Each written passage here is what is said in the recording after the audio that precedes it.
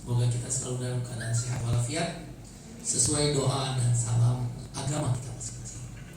Bung Ahmad Rianto, Bung Fadli dan seluruh jajaran Exco Provinsi. Ada ideolog kita juga, Bung Yosi, kita beri bos buat Bung Yosi dari Manado, jadi utara ke selatan. Pintunya ditutup aja dong, yang mau masuk gitu. Nah, jadi lebih fokus. Terima kasih pada kawan-kawan Exco Kabupaten Makassar, Bone, Goa, Maros, Takala, Bulukumba, Jeneponto, Pindrang, Luwu Timur, Sopeng, Tanah Toraja, banyak benar di sana. Juga Exco Kabupaten Pangkep, Wajo, Selayar, Baru, Sidrap, Bantaeng, dan Bone tadi Sulsel, yang mana? Dan Provinsi Sulawesi Selatan.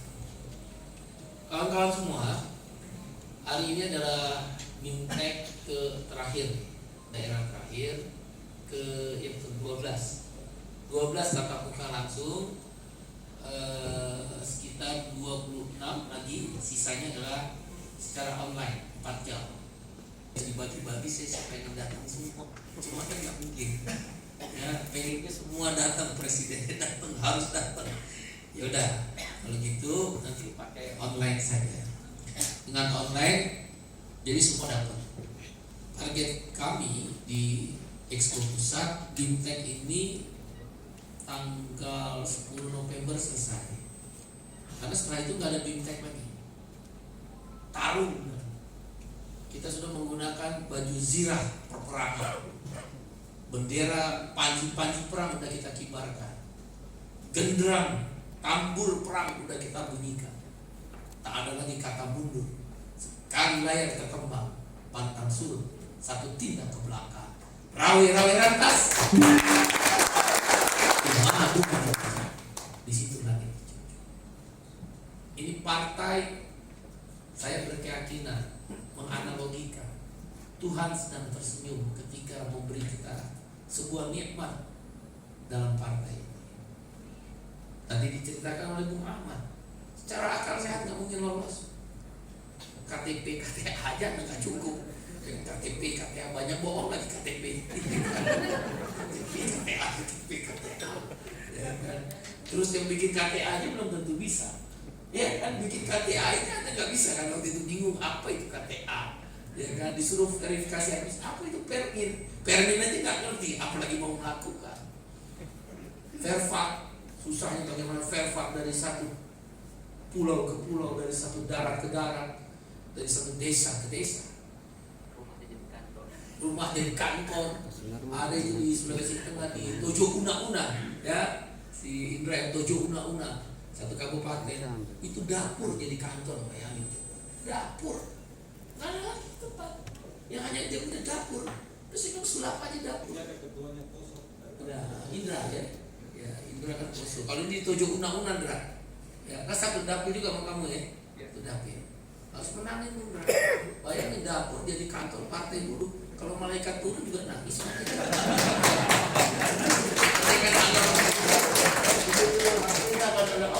Malaikat turun nangis deh. Kok ada kantor partai di dapur gitu? Ini asli Tojo Una-Una. Dan itu setelah saya dikasih tahu hampir semua dijawab pun begitu. Siapa yang menggerakkan? Saya ini siapa? Saya bukan siapa-siapa, bukan apa-apa. Hati manusia itu dan pikiran manusia hanya Tuhan. Berarti partai ini Tuhan sedang tersenyum. Boleh jadi ini adalah alat orang-orang termarginalkan. Para buruh, para petani, para nelayan, miskin kota, miskin desa, buruh migran, perempuan yang termarginalkan,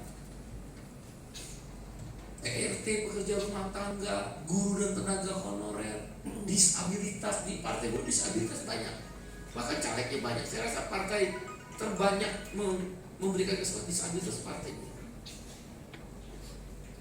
Bulukumba juga ada, di nasional banyak sekali. DPR ini saya kasih kesempatan. kalau disabilitas. Memang dirinya memilih untuk menjadi disabilitas.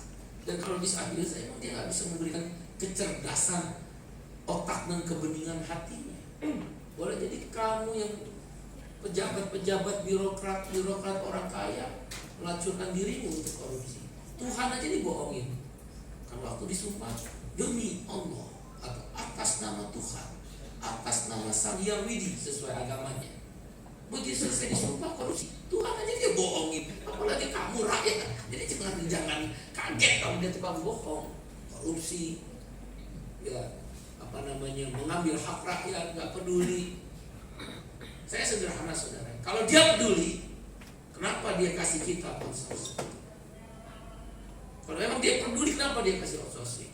Tidak boleh seorang manusia menghambakan dirinya kepada manusia. Manusia hanya boleh menghambakan dirinya kepada Tuhan. Apapun agamamu. Itu ada prinsip ketauhidan yang pertama. Tidak boleh seorang manusia menghambakan dirinya kepada manusia. Manusia hanya boleh menghambakan dirinya pada Tuhan. Tidak pakai koma. Nah, dalam dunia modern sekarang, outsourcing itu disebut modern slavery. Kau tahu artinya slavery? Budak. Manusia yang menghambakan dirinya kepada manusia, budak. Budak. Dan agama manapun, terutama agama yang saya pahami, agama saya Islam, manusia hanya boleh menghambakan diri pada Tuhan, bukan kepada manusia. Itu partai-partai agama, partai-partai nasionalis yang ada 9 partai politik di DPR. Kenapa dia boleh budak? Kalau dia peduli pada kamu dan anakmu, suamimu, istrimu, orang tuamu, kenapa dia melegalkan budak? Dia lawan prinsip-prinsip agama, padahal partainya agama. Itu artinya dia gak peduli.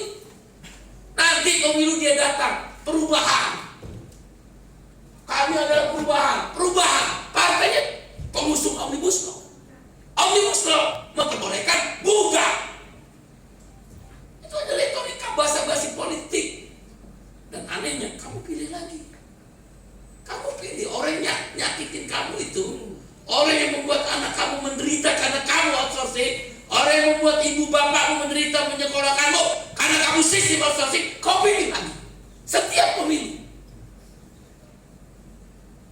Pikirkan. Bayar upah buruh sebelum kering. Betul apa betul? Betul. Bayar upah buruh sebelum keringat. Kasih. Ini saya suruh makan dulu atau suruh ngomong dulu? Karena enaknya. Bayar upah buruh sebelum keringatnya. Partai politik agama itu pasti tahu. Sekarang saya mau tanya, siapa yang potong upah 25%? Naik upahnya 4%, potongannya 25%. Permenaker nomor 5. Partai mereka. Kalau mereka peduli, mereka tahu tentang ada satu hadis sahih Bukhari Muslim. Bayar upah buruh sebelum keringatnya, mereka potong 25%. Dan menterinya dari partai agama. Kau pikir mereka peduli? Tidak, saudara. Dan aneh kau pilih lagi. Hanya karena orang tuamu dari ormas tertentu. Hanya karena pacarmu atau istri suamimu dari ormas tertentu. Saya kemarin sengaja datang ke kandang banteng. Ini kita internal ya. Kandang banteng itu Bali. Bali itu partai PDI Perjuangan itu adalah tanah leluhur. Jadi nggak bisa dikotak-katik. Bali kan masyarakatnya sangat adat ya, adat istiadat. Sengaja saya bilang saya datang ke Bali. Secara hitungan partai buruh, Bali bukan yang prioritas. Kalau Sulawesi Selatan prioritas. Kenapa? Karena saya mau dobrak tradisi. Tidak ada yang abadi di dunia ini. Yang abadi adalah tentang perubahan itu sendiri. Dan hanya itu milik Tuhan. Allah Sang Hyang Widi sesuai keyakinan kita. Dialah yang berhak. Ya mukallibul qalub. Wahai Allah, dialah yang maha membolak-balik hati manusia. Bila dia berkata kun,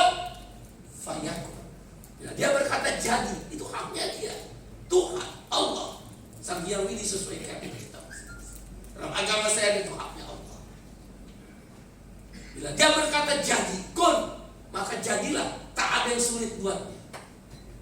Karena itu kamu semua ewako, lawan. Ada yang lawan.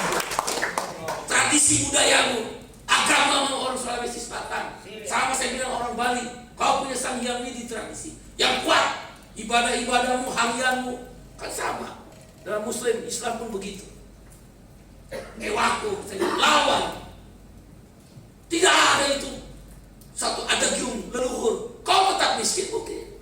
Begitu COVID-19, Bali kan nomor 5 terbaik di dunia dan daerah wisata sedunia, bahkan pernah nomor 1.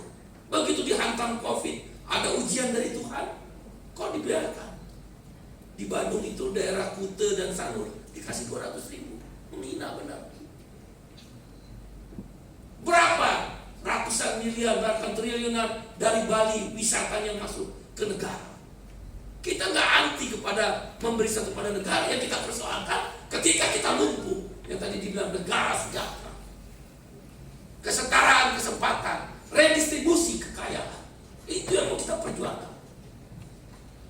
Jadi disampaikan tadi oleh Bung Yosi tadi, pahami itu. Nanti di ini kopi ya, di print out kopi hari ini juga bagikan, teman-teman baca. Itu yang mau kita bangun. Dan kawan-kawan dari Bali, saya sengaja datang ini. Saya mengajak kamu dobrak itu tradisi. Itu bukan perintah Tuhan, bukan perintah Sang Hyang Widi. Itu ada sekelompok orang yang serakah, yang tetap ingin menguasai kekayaan-kekayaan negara yang kau miliki. Ketika kau terhantam ekonomi pandemi COVID, ada mereka datang kepadamu. Ada pemerintah pusat datang kepadamu. Kau disuruh bertarung sendiri, pulang kampung untuk yang banyak petani, ibu bapak. Sama di Sulawesi Selatan. Ini tanahmu, ini airmu, ini tumpah darah. Sama dengan orang-orang kaya. Ada 4 elit orang kaya yang saya dengar tadi dari Bung siapa ini, Bung Rianto, tapi nggak usah saya sebut. Siapa dia? Sama. Boleh jadi nenek moyangmu jauh lebih menumpahkan darah untuk tanah ini dibandingkan mereka. Jangan-jangan nenek moyang mereka bagian tentara penjajah ikut membantu. Tuhan sedang tersenyum memberikan kesempatan. Saya tidak menebarkan kebencian, saya hanya ingin menegakkan keadilan. Mengajakmu tidak boleh seorang manusia menghambakan diri pada manusia. Kalau kau takut rezekimu karena takut di PHK, itu kan berarti menghamba diri. Kalau kau takut dengan orang kaya nggak kasih bantuan, itu kan menghambakan diri. Kau nggak percaya dengan Tuhan. Ada yang lebih kuat daripada Tuhan. Tuhan telah bersumpah pada dirinya sendiri dalam agama yang saya paham. Fa inna ma'al usri yusra, inna ma'al usri yusra. Sumpah pertama Tuhan kepada Tuhan, pada dirinya sendiri, pada Allah. Setiap kesulitan pasti akan aku kemudahan. Tuhan bersumpah dua kali. Kan ada dalam agama Islam ya, agama lain saya rasa mengajarkan itu. Ada ayat-ayat yang sumpah Tuhan kepada dirinya sendiri. Wal asri, demi masa. Jadi aku bersumpah atas nama aku, kata Tuhan. Tafsirnya ya, jangan kita bayangkan seperti orang biasa atau manusia, bukan. Ini tentang kebenaran. Zat tidak ada zat, tidak ada rupa dan tidak ada warna.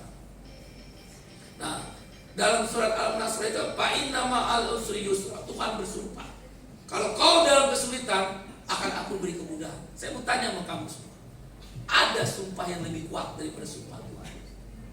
Tidak ada. Tidak ada. Semua manusia berbohong. Lihat aja pejabat atas nama Tuhan yang Maha Kuasa. Habis itu dia korupsi. Habis itu dia bohongin rakyat. Dia kasih receh-receh. Dia kaya. 7 turunan dia tumbuh. Bahkan MK pun digunakan jalan untuk politik dinasti. Bohong itu mereka semua.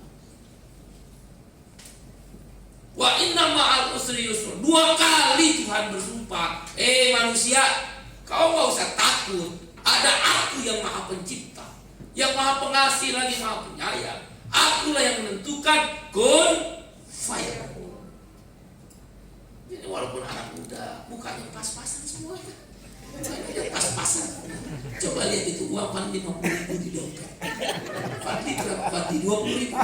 Kalau Ahmad 120.000. Perempuan paling bedaknya FIFA. Kalau habis duduk luntur, udah tahu bedaknya udah habis begini-gini, dan itu bedak. Nggak mungkin ada beli bedak kulit Victoria Secret, nggak mungkin. Betul apa betul? Betul. Kadang-kadang nggak pakai bedak. Itu pengakuan yang sangat jujur itu. Bedak pas itu dipakai. Jadi kawan-kawan, kau yang menentukan dirimu sendiri. Sama kita di hadapan Tuhan. Dan janji-janji Tuhan dalam agama manapun mengajarkan tidak boleh menghambakan manusia. Penghambaan manusia hanya boleh kepada Tuhan. Susah sekali membangun partai buruh. Kamu yang ngerasain. Tuhan tersenyum. Tuhan ingin memberikan kesempatan pada dirimu. Orang-orang sebagai sifat. Kalau memang mereka peduli, kenapa ada outsourcing? Padahal itu budak. Budak itu dilarang dalam agama manapun. Kalau mereka peduli, kenapa upah kita dipotong 25%? Padahal ada jelas, bayarlah upah buruh sebelum kering-kering aja. Jangankan kering-kering aja, dipotong. Di seluruh dunia, kalau ada krisis, tadi Yosi singgung sedikit, yang pertama dipotong itu krisis ekonomi, bisa membuat ekonomi guncang. Pertama dipotong presiden. Ini presiden dipotong gajinya. Yang kedua menteri-menteri dipotong. Di Peru, di Brazil, di Uruguay, di Paraguay, di Australia, di Selandia Baru, bahkan di Inggris pernah. Yang pertama dipotong itu upah presiden atau perdana menteri. Yang kedua upah menteri. Yang ketiga di tingkat perusahaan upah direktur utama dan para direksi. Baru upah manajer. Terakhir kalau tetap susah baru upah buruh. Saya belum pernah sepanjang saya jadi ILO governing body dalam 20 tahun terakhir upah buruh dipotong. Hanya Indonesia. Keajaiban yang 11 setelah Borobudur, Candi Borobudur. Apa keajaibannya Bung Iqbal? Itu pemotongan upah buat buruh. Upah buruh dipotong, upah manajer enggak.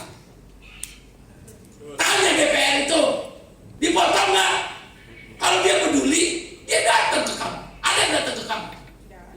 Ketika kamu di PHK dapat pesangonnya 0,5 kali dalam aturan Omnibus Law, ada nggak partai politik yang datang ke kamu?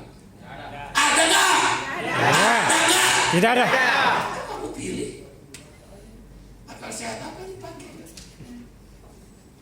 Kasih tahu sama teman-temanmu, ibu bapakmu, saudaramu, jangan malu dan malas.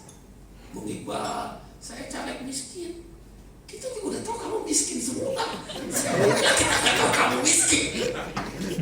Kita juga tahu Ahmad miskin. Apalagi ini si Fadli miskin. Udah OSPLN, outsourcing, dipecat lah pulang. Dia pasti miskin. Kok pakai ngeluh? Udah tahu, tengok kanan miskin kawan, tengok kiri miskin. Mau pinjem uang juga dia bilang. Main dulu siapa ngomong, saya mau pinjem uang. Semua tiga-tiganya mau pinjem uang. Bismillahirrahmanirrahim.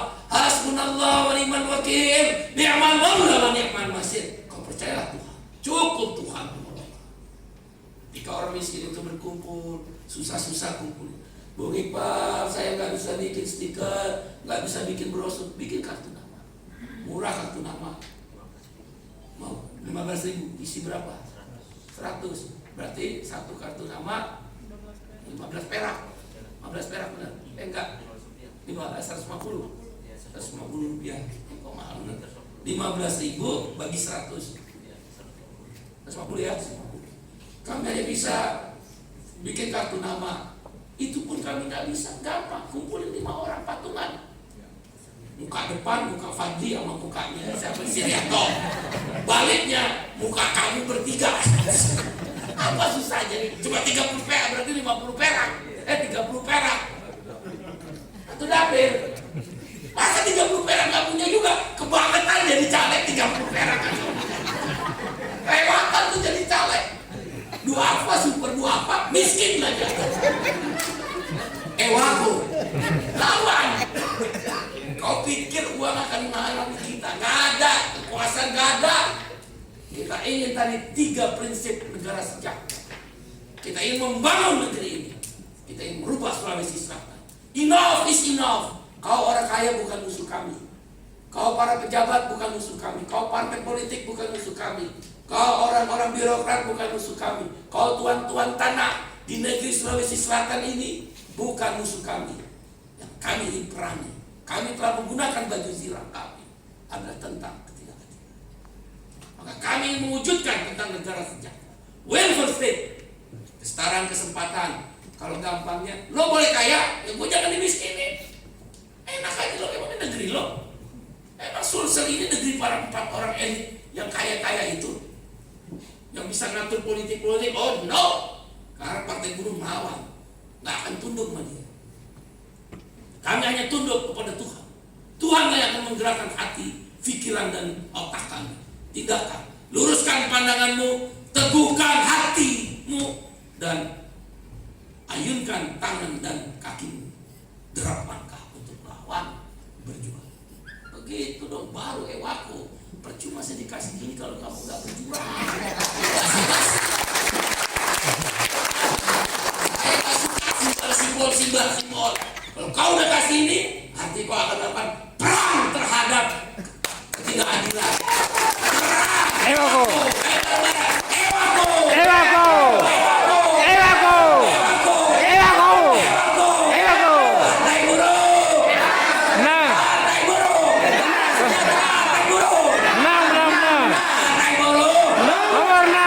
Bismillahirrahmanirrahim. Hasbunallah wa ni'mal wakil. Ni'mal maula wa ni'mal nasir. Cukup Tuhan.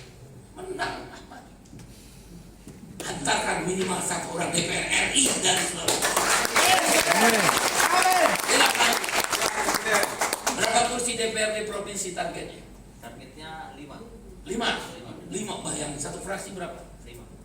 Kalau kamu, saya janji di hadapanmu dengan izin Tuhan, kalau kamu benar berhasil 5 orang 1 fraksi, Gubernur Sulawesi Selatan maju dari partai buruh. Ewako. Maju Ahmad. Kau bisa tentukan berapa naik upah. Nanti saya pinjam kursinya Bung Rini. Pasti sebagai gubernur cadangan saja.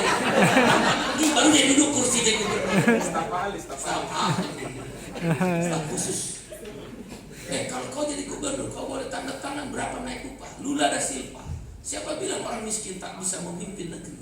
Bahkan negeri yang dipimpin oleh orang-orang miskin, orang-orang termarginalkan, kaum buruh, kaum petani, kaum nelayan, kaum miskin kota, miskin desa. Pedro Castello dari Peru itu miskin desa, miskin kota. Dia guru honorer, gajinya kalau kita rupiahkan 250.000 per bulan. Jadi presiden, walaupun sekarang jatuh. Pedro Castello. Lula da Silva, ini kan yang fenomenal seluruh dunia. Lula da Silva. Partidos dos Trabalhadores itu partai buruh. Partidos Partai Trabalhadores buruh. Siapa bilang orang kecil kalau memimpin gagal? Lula itu raksasa. Didirikan bersama Rusia, India, Cina, dan South Africa. Afrika Selatan namanya BRICS. BRICS. Brazil, Rusia, India, Cina, South Africa, Afrika Selatan. Dia penyeimbang negara kaya G8. Kan orang bilang 8 negara terkaya di dunia. Indonesia G20. Indonesia sekarang terkaya nomor 7 secara purchasing power paling. Tapi kau lihat upah. Kau lihat upah di Makassar, di kawasan industri Makassar. Kau lihat OSPLN. Saya banyak dapat cerita dari Padi. Kesetrum sampai mati, upahnya aja nggak sampai UMK. Nggak dapat pesangon. Jaminan kematian begitu mau diminta ke BP Jam Sostek atau BPJS Naker, nggak ada, nggak bayar iurannya, ditahan. Mana partai politik itu, saudara? Jumlahnya besar loh di sini. Paling saya yakin di Sulawesi Selatan jumlah orang kaya tidak lebih dari 7%. 93% adalah kelas menengah bawah. Kok kalah? Padahal 97% itu adalah penentu suara. Jumlah buruh informal, buruh formal itu pasti kerja. 56,4 juta orang kata BPS. Kata BPS. Kalau pakai koefisien pengali 1 istri atau 1 suami dan 1 anak, BP Jam Sostek pengalinya koefisien 1,4. 56,4 juta kali 1,4 kira-kira hampir 75 jutaan suara. 2019 pemilu itu suara sah nasional sekitar 140 juta orang. Berarti buruh pabrik, buruh kebun, buruh hutan, PNS, TNI, Polri, buruh swasta BUMN itu totalnya kira-kira 75 juta. Setengah lebih, 55% dari demografi penduduk Indonesia yang punya hak pilih. Seharusnya menang. Lu kita bisa bersuara kok. Seharusnya Partai Buruh itu nomor 1. Insya Allah, saya yakin 2034 Presiden Republik Indonesia dari Partai Buruh. Insya Allah. Amin ya Allah. Amin ya Allah. Amin ya Allah. Apa yang takut? Hewan. Lawan. Sudah capek kita jadi orang miskin. Tapi kalau kamu udah jadi pejabat di DPR RI sampai Arianto korupsi, saya tempeleng dulu 2 kali selesai saya pecah.